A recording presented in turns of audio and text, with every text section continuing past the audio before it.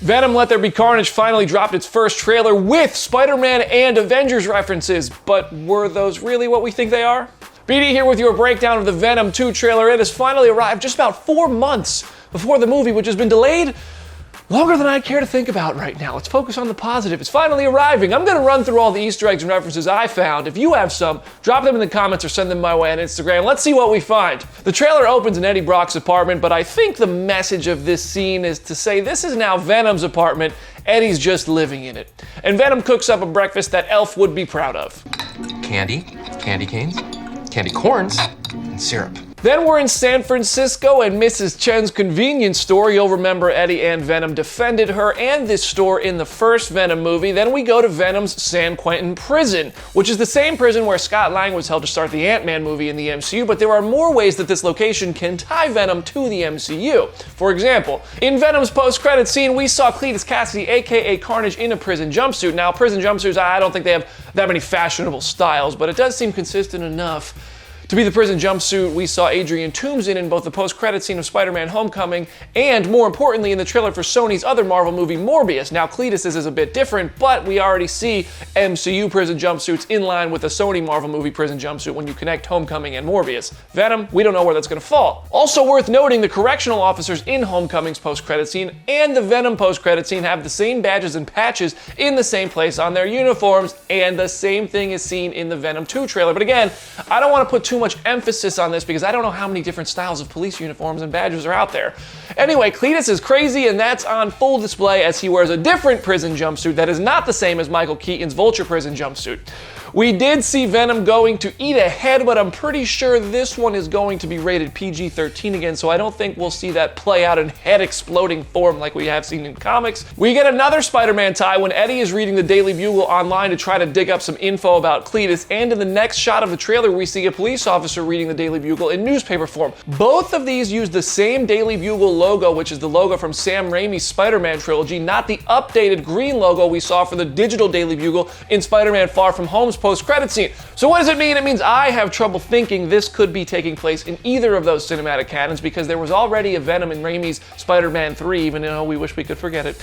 And the logo sets it apart from the MCU's version of the Daily Bugle. Furthermore, director Andy Serkis said in a trailer breakdown for IGN already that this Venom takes place in his own world and is, quote, unaware at this point of other characters like Spider-Man.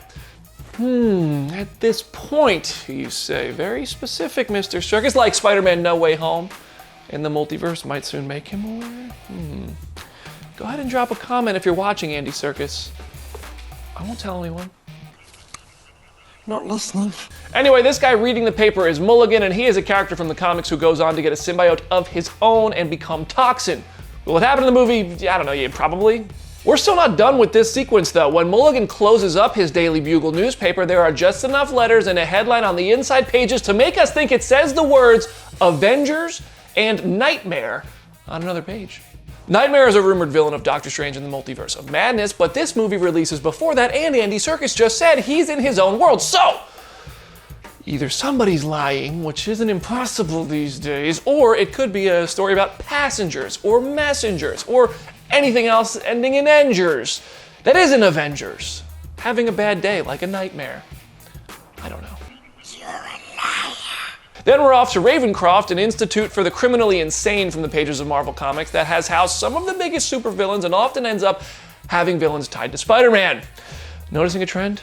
Its history, though, also has ties to Shuma Gorath, who could also be in Doctor Strange 2 and Mephisto, so do with that information as you will. In the case of Venom 2, we meet Naomi Harris as Shriek here, real name Frances Barrison, who has some important powers, like telekinesis, which we very quickly see in a shot of her in a cell, and she also has a sonic beam, but Cletus is probably going to appreciate her dark empathy ability, which essentially means she can bring out the worst in people. In comics, at one point, they team up to escape Ravencroft, so we will probably see a version of that in this movie. She also falls in love with Cletus in the comics, so they might turn out to be quite a villainous power couple. In fact, I think we also see a shot of them walking out of a Ravencroft which is immersed in flames, so that's probably the escape. Cletus smashes a spider, which, you know, Spider-Man reference, I guess. The spider isn't the only thing to die, though. Thankfully, they killed the terrible red wig from Venom's post-credit scene, which we see just before Cletus transforming into Carnage. And something tells me all these people watching the execution of Cletus are actually about to be on the receiving end of an execution. And boom, we end on a money shot of Carnage because of course we do. This movie will let there be carnage. What a clever name. And he actually looks great. Overall, I think this was an okay, pretty good trailer. It didn't get me particularly hyped for the story of the film, but it delivered the look of Carnage we needed, and hopefully the story becomes a bit more clear and therefore exciting as more trailers and looks at the movie get dropped. What did you think of the first trailer for Venom, Let There Be Carnage? Did you catch any Easter eggs or references not named in this video? Drop them in the comments section or send them my way on Instagram at BrandonDavisBeatty. And for more updates, head over to Comicbook.com/Marvel and subscribe to our YouTube channel and the Phase Zero podcast. I'm Beatty. I'll see you there.